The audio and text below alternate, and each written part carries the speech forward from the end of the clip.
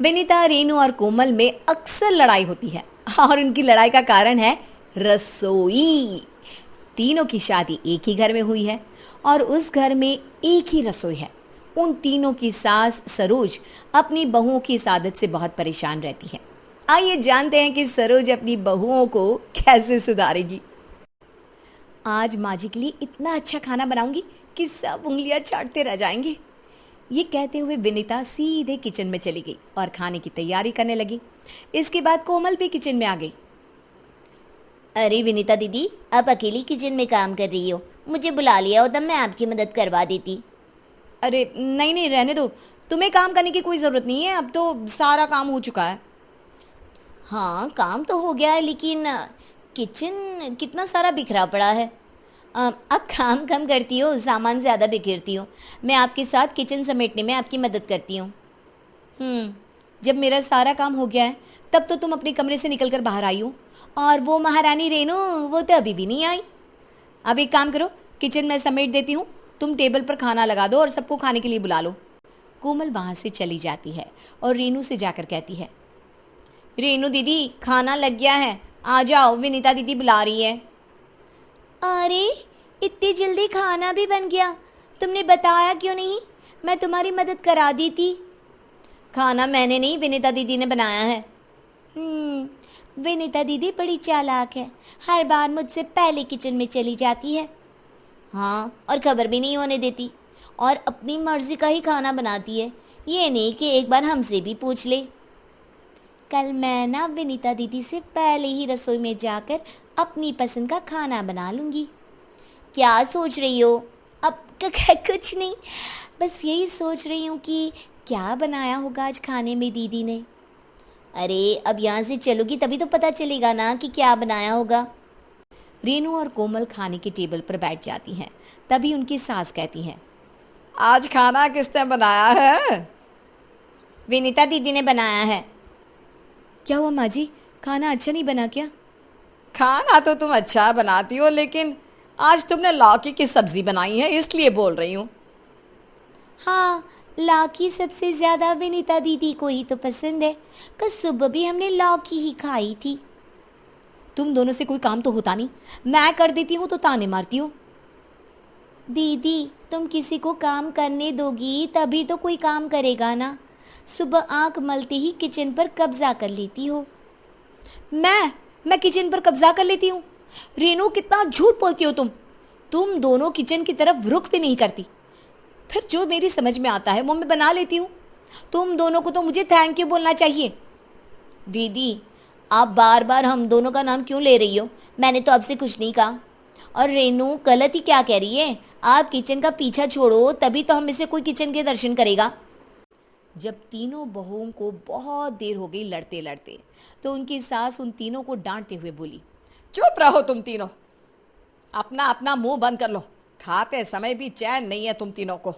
सास की बात सुनकर तीनों बहुएं चुप हो जाती है और खाना खाते हुए सोचती हैं, कल सुबह तो मैं जल्दी उठकर अपनी पसंद का कटलेट बनाऊंगी, फिर देखूंगी विनीता दीदी क्या करती हैं।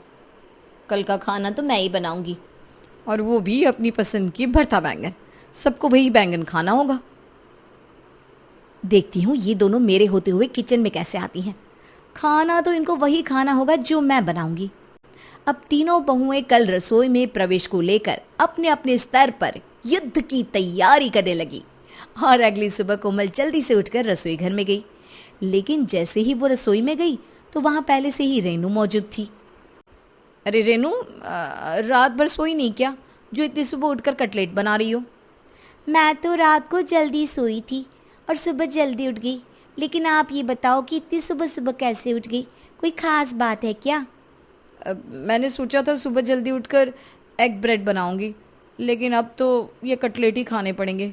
कोई बात नहीं, नाश्ता बना लिया है तो लंच में भरमा बैंगन मैं बना दूंगी। हैं? बैंगन? बैंगन कौन खाएगा? वैसे भी बहुत भयानक बनाती हो। देखो, जो तुमने कटलेट्स बनाया ना, इससे भयानक तो कुछ हो ही नहीं सकता। एक बार खाकर तो देखो मेरे हाथ के कटलेट, होश ठिकाने आ जाएंगी। तुम्हारे हाथ के कटलेट खाकर होश ठिकाने नहीं आते, बल्कि इंसान अपनी याददाश्त भूल जाता है। आप ना बार बार मेरी इंसल्ट कर रही हो। मैं आपकी नहीं आपके कटलेट की इंसल्ट कर रही हूँ। इस तरह दोनों बहुओं में जमकर लड़ाई होने लगी और उनकी लड़ाई की आवाज़ सुनकर विनीता और सरोज किचन में आई। तुम दोनों क्यों सुबह सुबह चूहों की तरह लड़ रही हो? बस एक बिल्ली की कमी थी, अब तो वो भी पूरी हो गई। क्या कहा तुमने? कौन है बिल्ली? कोमल बिल्ली है, जिठानी ची बिल्ली है। मैंने कटलेट बना लिया है तो ये मुझसे लड़ रही हैं। कोमल बहू क्यों लड़ रही हो? माँ जी मैंने तो बस इतना कहा कि कटलेट तुमने बनाया है तो लंच में बैंगन मैं बनाऊंगी। आप ही बताओ मैंने क्या गलत कहा? ठीक है लंच में बैंगन तुम बना लेना, लेकिन घर में बैंगन है ही नहीं। तुम नाश्ता करके बाजार चली जाओ और बैंगन ले आओ। कोमल ने ऐसा ही किया। वो बाजार चली गई और बैंगन लाकर बना दिए। विनीता और रेनू ने सोचा, मैंने नाश्ता और लंच तो इनकी मर्जी से कर लिया, लेकिन डिनर तो मैं ही बनाऊंगी। डिनर की तैयारी मैं अभी से शुरू कर देती हूँ, इन दोनों को रात को काम करने का मौका ही नहीं मिलेगा। रेनू ने ऐसा ही किया। रात के लिए राजमा पानी में डालकर रख दिया। विनीता को इस बात का पता भी नहीं था। उसने भी रात के लिए आलू उबाल कर रख दिए। अब कोमल को तो ये बात पता ही नहीं थी कि बाकी दोनों ने खाने की तैयारी पहले से कर ली है, तो उसने शिमला मिर्च और आलू काटना शुरू कर दिया। ये देखकर रेनू ने कहा, ये क्या कर रही हो? लगता है आंखें खराब हो गई है। रात के खाने के लिए सब्जी काट रही हूँ। नहीं, दिमाग खराब हो गया है। रात के खाने के लिए तो राजमा मैंने कप का पानी में भिगो कर रख दिया है। मैं राजमा चावल बनाऊंगी। ये तुमने क्या किया रेनू? मैंने तो आलू की सब्जी बनाने के लिए आलू को उबाल कर रख दिया है। अरे मुझसे भी कोई पूछेगा क्या, या अपने ही मन की करोगी? आज शिमला मिर्च आलू ही बनेंगे। नहीं, आज राजमा चावल बनेंगे। देखो तुम दोनों मुझसे छोटी हो, तुम दोनों को मेरी बात माननी पड़ेगी। आज घर में आलू की सब्जी ही बनेगी। अब तीनों बहुओं में लड़ाई होने लगी। उनकी आवाज़ सुनकर सरोज उनके पास आकर बोली, तुम तीनों अब क्यों लड़ रही हो? अब किस बात पर बहस हो रही है तुम तीनों में? तीनों बहुओं ने अपनी सास को सारी बात बता दी तो सास ने कहा, रेनू तुमने नाश्ता बनाया था, कोमल तुमने लंच बनाया था, तो विनीता अब रात का खाना बनाएगी। और देखो मैं तुम्हारी रोज रोज की लड़ाई से ना परेशान हो गई हूँ, इसलिए कल से तुम तीनों ऐसा ही करोगी। एक बहू सबके लिए नाश्ता बनाएगी, एक लंच और एक बहू डिनर। मगर माँ, मगर वगर कुछ नहीं। तुम तीनों आपस में ऐसे लड़ती हो जैसे देवरानी जेठानी नहीं कोई पिछले जन्म की दुश्मन हो। सरोज अपना फरमान सुनाकर वहां से चली गई और तीनों बहुओं ने ऐसा ही करना शुरू कर दिया। एक बहू नाश्ता बनाती, दूसरी बहू लंच और तीसरी बहू डिनर। लेकिन लड़ना उनका तब भी बंद नहीं हुआ। बस फर्क इतना था कि पहले लड़ाई रसोई के अंदर होती थी और बाद में लड़ाई किचन के बाहर होने लगी। रेनू, नाश्ते में कटलेट के अलावा और कुछ नहीं बना सकती क्यों? या और कुछ बनाना आता ही नहीं? मेरे कटलेट पर बाद में उंगली उठाना, पहले अपने बैंगन के बारे में सोचो। कभी भरमा बैंगन, कभी बैंगन का भरता, कभी बैंगन के पकोड़े। अरे बैंगन के अलावा दुनिया में और भी सब्जियां हैं, लेकिन ये बात कौन समझाए आपको? रेनू की बात सुनकर विनीता हंसते हुए बोली, ये बात तुमने बिल्कुल ठीक कही रेनू। अरे पर आप क्यों हंस रही हो विनीता दीदी? आपको भी तो लौकी और आलू के अलावा और कोई सब्जी पसंद नहीं है। विनीता ये सुनकर आग बबूला हो गई। और फिर क्या था, तीनों बहुओं में शब्दों के बाण शुरू हो गए। बेचारी सरोज तीनों बहुओं को आपस में लड़ता हुआ देख रही थी और परेशान होकर सोचने लगी, अब इनकी लड़ाई बंद कराने के लिए मैं क्या करूं? इस दुनिया में कोई काम मुश्किल नहीं, लेकिन मेरी बहुओं को आपस में मिलाना सबसे मुश्किल है, और दुनिया का सबसे बड़ा काम भी। आप ही बताइए मैं क्या करूं? अगर आपको सच में कुछ सूझता है ना, तो प्लीज़ सरोज जी की हेल्प कर दीजिए और कमेंट में बता दीजिए कि इनको क्या करना चाहिए। आपकी जवाब की प्रतीक्षा कर रही हूँ। रश्मि और सुनैना दोनों जुड़वा बहनें थी। वो दोनों भी हमेशा से साथ साथ रहती। रश्मि बड़ी बहन थी तो वहीं सुनैना छोटी बहन। जो रश्मि करेगी वही सुनैना को भी करना पसंद था। दोनों की शादी दो भाई विराज और शिवम से होती है और दोनों जुड़वा बहनों का एक ही ससुराल हो जाता है। अब देखते हैं कि क्या क्या होता है इनकी घर गृहस्थी में जब ये दोनों जुड़वा बहनें करती हैं अपने ससुराल में गृह प्रवेश। अरे मेरी प्यारी दुलारी नई नवेली बहुओं, अपनी पहली रसोई की रस्म पूरी की कि नहीं? मंदा कि नहीं? वैसे आज तो बड़ा ही मज़ा आने वाला है खाने में। दोनों बहुओं ने मस्त लजीज पकवान बनाए होंगे। हाँ हाँ, आपको तो और काम ही क्या है, अखबार पढ़ो, खाओ पियो और खर्राटे मारते हुए सो जाओ। अरे ज़रा तो घर के कामों में हाथ बटाया कीजिए। आज अगर आपने हमारे कमरे की अलमारी साफ नहीं की ना, तो मैं आपको कमरे में सोने नहीं दूंगी। यहाँ हॉल में सोफे पे ही सो जाइएगा फिर। अरे माँ, खामखा मेरे बेचारे पापा को क्यों धुतकारती रहती हो जब देखो तब। पापा भी कुछ कम नहीं है, माँ एकदम सही बोल रही है। सब आपस में बातचीत कर रहे होते हैं कि तभी रश्मि और सुनैना दोनों भी दो अलग अलग बड़ी थालियों में पकवान बनाकर लाती हैं।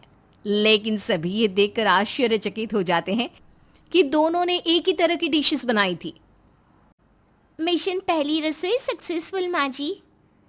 आइए, आप सब डाइनिंग टेबल पर विराजमान हो जाइए, हम आप सबको परोसते हैं। अरे पर बहुओं, ये तुम दोनों ने क्या किया? मेरा मतलब एक जैसी ही डिशेस बना दी है। इतना सारा खाना कौन खाएगा? अगर कुछ अलग अलग नया बनाते तुम दोनों तो फिर हम सब थोड़ा थोड़ा करके खा भी लेते। वो क्या है ना माँ जी, जो मेरी रश्मि दीदी करेगी मुझे भी वही करना पसंद है। मुझे इतना स्ट्रेस लेने की ज़रूरत ही नहीं पड़ी। इनका देख देख कर ना मैंने ये सब बना लिया। तो फिर ये कैसे रस्म, जब तुमने पूरा कॉपी करके खाना बनाया? सुनैना बहू, माना कि तुम दोनों जुड़वा हो, लेकिन अब तुम दोनों का रिश्ता दो जुड़वा बहनों का नहीं रहा, बल्कि एक देवरानी जिठानी का भी हो चुका है। तो बेहतर यही होगा कि तुम दोनों अपना बहुधर्म भी सही से निभाओ। अगले दिन सास मंदाकिनी सुनैना को अपनी कुछ साड़ियाँ थमाते हुए कहती है, ये लो सुनैना बहू, ये मेरी कुछ साड़ियाँ हैं। बहुत समय से इन्हें पहना नहीं है, सोचा कि अब निकालते हैं और पहन भी लेते हैं। इन्हें ना बस एक बार धो लो, पूरी 4 साड़ियाँ हैं। तभी वहां पर रश्मि पर्स लिए जा रही होती है। बाय माँ जी, आती हूँ मैं। आए मैडम, रुको तो, कहाँ निकली सवारी हैं? हाँ रश्मि दीदी, आप कहाँ जा रही हैं? मैं मायके जा रही हूँ। वो हमारे मोहल्ले की बीना काकी के पोती की शादी है ना कल, इसलिए मेरी माँ, भाभी, दादी और मौसी को मेहंदी निकलवानी है अपने हाथों में। और मैं एक मेहंदी आर्टिस्ट भी रह चुकी हूँ ना, इसलिए उन सब के हाथों में मेहंदी निकाल कर जल्दी से वापस आती हूँ। अच्छा, ठीक है ठीक है। समधन जी और तेरे परिवार वालों को मेरा नमस्ते कहना। दीदी 1 मिनट रुकिए ना, मैं भी अपनी पर्स लेकर और लिपस्टिक लगा कर आती हूँ। मैं भी आपके साथ चलूँगी। अरे लेकिन सुनैना। आए चेन्नई एक्सप्रेस, तुझे कहीं जाने की कोई ज़रूरत नहीं है। मेरा काम निपटाओ। लड्डू पेड़े नहीं बट रहे तुम्हारे मायके में। रश्मि बहू तुरंत अपना काम खत्म करके लौट आएगी। नहीं, मुझे भी जाना है। जाना है मतलब जाना है, जाना है। प्लीज़ माँ जी, प्लीज़ प्लीज़ जाने दो। सुनैना बहुत जिद करती है और आखिरकार तंग आकर मंदाकिनी और रश्मि मान जाते हैं और सुनैना अपनी जुड़वा बहन रश्मि के साथ मायके जाती है। करम जली कहीं की, 2 दिन नहीं हुए आए, नाक में दम करके रख दिया है। नया है सब कुछ, इसलिए ज्यादा मैं बहस भी नहीं कर सकती, वरना ये मंदाकिनी किसी की एक ना माने। दिन गुजरते जाते हैं। रश्मि जो करती वही सुनैना करती। अगर रश्मि पार्लर जाएगी, थिएटर जाएगी, कुछ पहनेगी, कुछ बनाएगी, हर चीज सुनैना भी वैसे ही करती। इस सब से मंदाकिनी बहुत परेशान हो जाती है। एक दिन मंदाकिनी अपनी दोनों बहुओं को खानदानी कंगन देते हुए कहती है, ये लो रश्मि बहू, सुनैना बहू, ये खानदानी कंगन है, मेरे विराज के रश्मि के लिए और शिवम की सुनैना के लिए।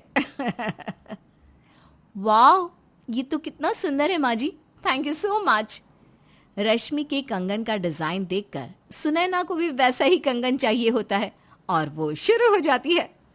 रश्मि दीदी, मुझे भी आपके जैसा ही कंगन चाहिए, कितना सुंदर है ये। मैं आज ही शिवम जी से कहकर ऐसा बनवाऊंगी। मंदाकिनी फिर से गुस्सा हो जाती है और सर पर हाथ रख लेती है। ऐसे ही एक दिन घर में मेहमान आने वाले होते हैं और पूरे घर की सफाई करनी होती है, लेकिन सुनैना तो बस अपनी बहन की पूंछ बने उसके साथ साथ घूमती रहती है। अरे ओ नास बेटी, रश्मि बहू इस कमरे की सफाई कर रही है, तब तक तू उस कमरे की कर देना। नहीं, मैं तो दीदी के साथ ही काम करूंगी, दीदी के सिवाय कुछ भी नहीं करूंगी। मंदाकिनी गुस्से से आग बुबला हो जाती है और वो इस सब से तंग आ जाती है और एक दिन अकेले में बैठकर दोनों जुड़वा बहनों से हो रही इस दुविधा का हल निकालने के बारे में सोचती है। पता नहीं कौन से चक्की का आटा खिलाया था मैंने मेरे दोनों बेटों को, जो दोनों ने जुड़वा बहनों से ब्याह रचा लिया। खुद तो खुश है, लेकिन फंदा मेरे गले में बांध दिया। जब देखो तब सारा काम साथ में ही करना होता है उन्हें। अरे ऐसे थोड़ी ना गृहस्थी चलेगी। जुड़वा है, पेट में से किसी चुंबक की तरह चिपक के तो नहीं आई जो 24 घंटे एक दूजे के साथ ही रहे। नहीं नहीं, इसका तो कुछ करना ही होगा।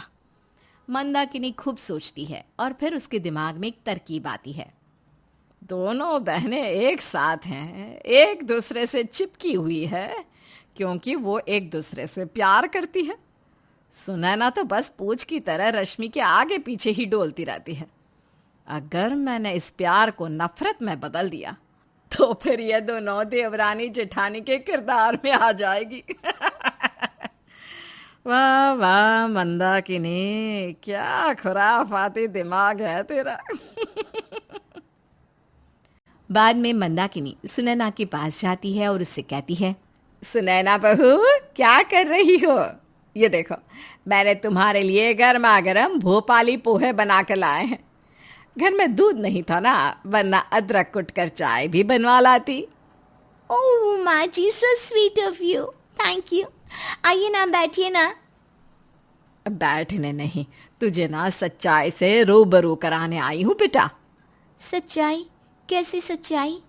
कल मैंने रश्मि बहू को अपनी सहेली से फ़ोन पे बात करते हुए सुना। वो अपनी सहेली को कह रही थी कि वो तुझसे, यानी कि अपनी छोटी जुड़वा बहन सुनैना से पूरी तरह तंग आ चुकी है और वो तुझसे बहुत इरिटेट होने लगी है। तू जिस तरह उससे लिपटती चिपटती है ना, उसे वो सब नहीं पसंद। अरे वो बहुत बहुत बहुत परेशान है बिटिया। ये सब सुनकर सुनैना काफ़ी उदास हो जाती है। हाँ क्या? ऐसा कहा उन्होंने? ठीक है, अगर ऐसा ही है तो मैं उनसे अब ज़्यादा नहीं लिपटूंगी चिपटूंगी और उन्हें भी उनकी ज़िंदगी जीने दूंगी चैन से। हाँ सुनैना बहू, बस तू ये बात ना रश्मि बहू को जाकर बताना मत, ठीक है? वो क्या है ना, वो कहीं बुरा मान गई तो है। मैं समझ सकती हूँ माँ जी। सुनैना अब रश्मि से दूर दूर रहने लगती है। वो सारे काम अलग करती, दोनों बहनें आपस में बातें करते, लेकिन इतनी भी नहीं। रश्मि को ये बात खाए जाती है। माँ जी, पिछले कुछ दिनों से सुनैना के हाव भाव में कितना बदलाव आ गया है ना। वो अकेली अकेली गुमसुम सी रहती है। शायद समझ गई होगी कि तुझसे दूर रहकर ही उसकी भलाई है। अब तू तो बहन होने के नाते सब सह लेती थी, लेकिन अंदर ही अंदर तुझे भी उसका, तेरे बार बार पास आना, मक्खी की तरह मंडराना अच्छा तो नहीं लगता होगा, है ना? लेकिन माँ जी, कितना भी बोल लो, वो है तो मेरी बहन ही ना। मुझसे उसकी ये खामोशी बर्दाश्त नहीं हो रही। मैं उसे फिर से खुश देखना चाहती हूँ। हाँ, परसों हम दोनों का जन्मदिन है, मैं उसे उसका फेवरेट गिफ्ट दूंगी। जन्मदिन के अवसर पर रश्मि सुनैना को एक लड्डू का बॉक्स देती है। Happy birthday to us Sunaina. Happy birthday दीदी। ये तो हमारे बचपन में चौक पे मिलने वाला लड्डू है ना? Wow, thank you so much दीदी। ये आज तक का सबसे बेस्ट गिफ्ट है। मैंने कितने सालों तक इन लड्डुओं को ढूंढने की कोशिश की, लेकिन ये कमबख्त मुझे मिले ही नहीं। क्योंकि तूने उन्हें गलत जगह ढूंढा। आई एम सॉरी बच्चा, तो आजकल बड़ी उदास सी है। नहीं दीदी, अब मैं जान गई हूँ कि मैं कितनी बड़ी पागल थी जो आपका पीछा ही नहीं छोड़ती थी। किसी पर डिपेंडेंट होने की जगह खुद इंडिपेंडेंट रहने में ही लाइफ का असली मज़ा है। आई लव यू दीदी। मैं बहुत खुश हूँ कि तू फाइनली मैच्योर हो गई। लव यू टू मेरी शूनू। दोनों जुड़वा बहनें एक दूसरे के गले लगती हैं। मैंने तो सोचा था कि मेरी बुरी चाल का परिणाम बुरा ही होगा, लेकिन यहाँ तो क्लाइमैक्स कुछ और ही हुआ। अच्छा है, सुनैना बहू सुधर भी गई और दोनों बहनों में कोई मन मुटाव या कहासुनी भी नहीं हुई। बस ऐसे ही भगवान खुश रखे इन दोनों जुड़वा बहनों को। और फिर इसके बाद दोनों जुड़वा बहनें अपने ससुराल में एक साथ खुशी से रहने लगती हैं। एक भरा हुआ खुशहाल परिवार, किसी की चाहत होती है तो किसी की दुविधा। लेकिन आगरा का चौधरी परिवार ये ऐसा अजीब परिवार है जहाँ रिश्तों का स्वाद कभी मीठा तो कभी खट्टा होता है। शायद यही तो होती है एक परिवार की परिभाषा। चौधरी परिवार, जिसकी मुखिया हैं रुक्मिणी देवी। इनके पति विक्रम चौधरी का ढाबा है। रुक्मिणी जी के 2 बेटे हैं। बड़ा बेटा रौनक, जिसकी साड़ियों की दुकान है, और उसकी बीवी मालिनी, और उन दोनों का छोटा बेटा क्रिश। छोटा बेटा देव, जो एक बड़ी कंपनी में नौकरी करता है, और उसकी बीवी अंजलि, रुक्मिणी की छोटी बेटी। निर्मिति, जो कॉलेज में पढ़ती है, और रुक्मिणी के सास ससुर भानुमति और रघुनाथ। और सबसे आखिरी सदस्य, जो रुक्मिणी का इकलौता भाई है, यानी कि इंद्रेश मामा जी। एक बड़ी जॉइंट फैमिली का सबसे अहम हिस्सा होता है जिम्मेदारी। तो चलिए होते हैं रूबरू चौधरी परिवार से। अरे मालिनी बहू, अंजलि बहू, जरा चाय ले आओगी? अम्मा जी और हम रात देख देख कर थक गए। अब सीधा दोपहर में सब्जी, रोटी और अचार के साथ चाय दे देना। रुक्मिणी बहू, इतना मत चिल्ला। दोनों बहुएं नाश्ता बना रही होंगी ना, आती होगी अभी। तभी दोनों बहुएं अंजलि और मालिनी घूंघट ओढ़े वहां पर आती हैं, हाथों में चाय का ट्रे और नाश्ता लेकर। पूरा परिवार ब्रेकफास्ट टेबल पर विराजमान होकर नाश्ता करने आता है। हाय हाय, ये क्या काली चाय? दूध क्या बिल्ली गटक गई? और ये बिना मक्खन के परोठे, और मेरा चॉकलेट मिल्क भी नहीं है। अरे दीदी, ये रूखा सूखा ब्रेकफास्ट खाकर तो माई किडनी सैड हो जाएगी। अरे भाई, ये क्या नाश्ता है? घर में राशन खत्म हो गया है क्या? हाँ माँ जी, राशन क्या, घर में सब कुछ खत्म हो गया है। हमारे घर में है ही इतने डजन भर लोग। हर महीने में 2 बार तो हम राशन भरते हैं, लेकिन इस बार कुछ ज्यादा ही भटूरे, सूजी और बेसन के पकवान बन गए। इसलिए चीनी, तेल, नमक सब कुछ सफाचट हो गया। ऐसे कैसे? यह क्या टॉक कर रही हो बहुओं? लगता है घर का सारा किराना खत्म हो गया है। मुझे नया टूथब्रश लेना है। हाँ, और सारी दालें भी खत्म हो गई है। और अगरबत्ती और पूजा का घी भी खत्म हो गया है। अरे ठीक है बाबा, ठीक है, मैं बना लूंगी सूची। चलो कोई तो मेरी मदद करो। मैं ठहरी अनपढ़, लिखना पढ़ना तो आता नहीं, इसलिए कॉपी और पेन ले आओ कोई हाथ में, और किराने का सामान भी ले आओ, आज के आज वो भी। ये मेरा हुक्म है। तभी अचानक से सब कहते हैं, माँ जी, मैं आज दुकान 10 की जगह 9 बजे ही खोलनी है ना, इसलिए मैं तो जा रहा हूँ। और मुझे ना क्रिश के स्कूल में जाना है, आज पेरेंट्स टीचर मीटिंग है ना। नो मम्मा। अरे तुझे क्या पता, ऑनलाइन मैसेज आया था। मुझे भी जाना है मंदिर में। हर आज तो ढाबे में शादी का ऑर्डर है। चलो भाई, मैं तो चला। अरे लेकिन माँ जी, आज मुझे भी ना अपनी साड़ियों को टेलर के पास देने जाना है। चलो ना अंजलि, मैं तुम्हें ड्रॉप कर देता हूँ। मेरी भी एग्जाम है, मैं भी चली। Bye guys. और मेरे बेस्ट फ्रेंड का आज हैप्पी वाला बर्थडे है तो ये मामा जी आज घर पे अवेलेबल नहीं रहेगा। Bye bye. ऐसे बहाने मार मार कर सभी घर से चले जाते हैं, और बेचारी रुक्मिणी जी अकेले ही कॉपी और पेन के साथ रह जाती है। अरे किराने का सामान कौन लाएगा? ये सब जानबूझकर भाग गए हैं। पता है ना इन्हें कि मैं हूं, किसी को जरा कष्ट नहीं लेना, बस किराने का सामान ही तो लाना है। इतना बड़ा परिवार है ना, इसलिए सब के सब एक दूसरे पर निर्भर हैं। वैसा तो सब घोड़े बेचकर सोते रहते हैं, लेकिन किराने की बात आई तो ना तो कोई अपनी जेब से एक्स्ट्रा पैसा निकालेगा, और ना ही मेहनत करके किराने वाले से किराना लाएगा। आने दो इन सबको, अच्छा सबक सिखाऊंगी आज।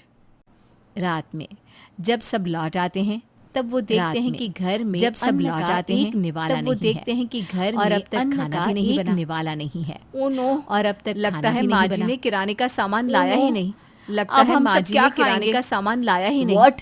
अब हम सब क्या खाएंगे? क्या से कर रही हो? What? मुझे तो वेरी मच भूख लगी है। से कर रही हो?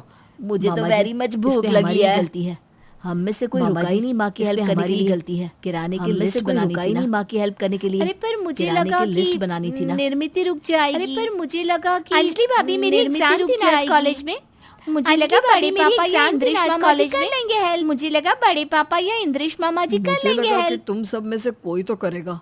मुझे लगा कि बस, तुम सब में से ये कोई तो मुझे करेगा। लगा कहकर ये मुझे लगा कहकर हो जाते हैं। सब एक दूसरे के ऊपर घर में अब तक किराना आया ही नहीं। अब घर में अब तक किराना आया ही नहीं। अब उफ़ो, हम क्या करेंगे? मुझे तो आज जोरों की भूख लगी थी। उफ़ो, अब मुझे हवाई तो खाओ। आज जोरों की भूख हमारी लगी ही थी। लापरवाही है। अब हवाई सब खाओ। रुक्मिणी बहू पे हमारी ही इतना लापरवाही निर्भर हो है। जाते हैं। हम सब जैसे रुक्मिणी कि बहू उसने पे हम सबका इतना ठेका निर्भर ले हो रखा जाते है। हैं, जैसे तभी कि वहाँ उसने पर हम सबका रुक्मिणी आती ठेका है। ले रखा। क्यों आई ना अकल ठिकाने सबकी? क्यों भाग गए थे सब? अरे बस लिस्ट बना के किराने का सामान ही तो लाना था ना। कौन सा हिमालय पर्वत चढ़ना था या 10 गठरियां उठानी थी? अरे घर में गाड़ी घोड़ा होने के बावजूद भी तुम लोगों के ये हाल है। क्या फायदा दो दो बहुएं होने का, 2 बेटे होने का, एक भाई होने का, एक पति होने का, एक बेटी होने का है? बोलो ना, चुप क्यों रह गए सारे के सारे? सबके सब शर्म के मारे अपनी गर्दन नीचे झुका लेते हैं। माना कि मैं इस घर की मुखिया हूं, धोबी वाले से लेकर दूध वाले तक की खबर होती है मुझे, लेकिन हिसाब किताब तो तुम लोग कर ही सकते हो ना। अरे मुझे पढ़ना लिखना नहीं आता, इसलिए तुम सबसे कहती हूँ, एक जॉइंट फैमिली है, इसका मतलब ये तो नहीं कि अपनी अपनी जिम्मेदारियों से मुंह फेर के भाग लो या एक दूसरे पर निर्भर रहो। अरे ये हम सबका परिवार है, तुम सब इसकी नींव हो। खैर, अब तो तुम सबको सांप सूंघ गया है, अब रहो भूखे रात भर, कुछ खाना वाना नहीं मिलने वाला। इतना कहकर रुक्मिणी वहां से चली जाती है। सभी काफी परेशान से हो जाते हैं। माँ जी ने जो कुछ भी कहा एकदम सही कहा। अरे लेकिन अब हम क्या करें? सुबह से मैं सिर्फ 1 कप कॉफी और बर्गर पे हूँ। मेरे पेट में तो चूहों ने युद्ध का आगाज कर दिया है। और तो और आज आगरा में कर्फ्यू है। सब कुछ बंद होने वाला था 8 बजे के बाद। अब तो 9 बज गए हैं। अब हम कुछ ऑर्डर भी नहीं कर सकते बाहर से। हमने सच में बहुत बड़ी गलती की है। माँ जी एकदम करेक्ट है अपनी जगह। अब रुक्मिणी बहू है ही ऐसी, जान लगाए तो इतनी के पूछो मत, लेकिन गुस्सा दिखाए तो इतना कि 100 खून माफ। एक बार उसका पारा हाई हुआ तो भूचाल भी आ जाए, वो हाई से लो नहीं होएगा। लेकिन अब नहीं। अब अगली बार से हम सब ये प्रण लेते हैं कि हम घर की सारी जिम्मेदारियों को एक साथ मिलजुल कर पूरा करेंगे, चाहे वो किराने का सामान लाना हो या फिर चाहे कोई और काम हो। सभी उदास और मायूस बैठे हुए होते हैं। तभी अचानक से वहां पर रुक्मिणी आती है, अपने साथ राशन का सारा सामान लेकर। ये दृश्य देखकर सभी आश्चर्यचकित रह जाते हैं। वाह, इतना सारा सामान! फाइनली किराना आ गया घर में। अरे वाह रुक्मिणी! लेकिन ये कैसे? हाँ माँ, आप तो हम सब पर नाराज थी ना, तो फिर ये सब कैसे? अपने अकेले? रुक्मिणी बेटा, मैं एक माँ हूँ, एक बहू हूँ, एक बीवी हूँ, एक बहन हूँ, और मेरे इस परिवार के पेड़ की पत्तियों को उदास और सूखे हुए देखकर मैं कैसे खुश रह सकती हूँ। आज तुम सबके जाने के बाद मैंने जैसे तैसे पड़ोस के बंटी को बुलवाकर उससे लिस्ट बनवाई, और फिर बंटी, उसका दोस्त और मैं, हम मिलकर ये किराना ले आए। ये सुनकर सभी की आंखें नम हो जाती है। सॉरी माँ, इतनी बड़ी जॉइंट फैमिली होने के बाद भी आपको एक पड़ोसी की मदद लेनी पड़ी। अब सेंटी मत हो इतना, तुम सबकी अकल घास चरने गई थी और अब वापस चौधरी सदन लौट आई है। बस इस बात से खुश हो गई मैं तो। लेकिन अगली बार से अगर किसी ने किसी काम में आनाकानी की तो हॉकी स्टिक तुम और मैं रहूंगी, समझ लेना। सभी जोरों से हंसने लगते हैं। हम अब ऐसी नौबत आने ही नहीं देंगे मेरी सुपर मॉम। चलो अंजलि बहू, मालिनी बहू, तुम दोनों देवरानी जिठानी मिलकर कुछ अच्छा सा खाना बनाओ डिनर के लिए। सबको बहुत तेज भूख भी तो लगी है ना। अंजलि और मालिनी दोनों लजीज और स्वादिष्ट खाना बनाते हैं और फिर पूरा परिवार खुशी से एक साथ बैठकर खाना खाता है।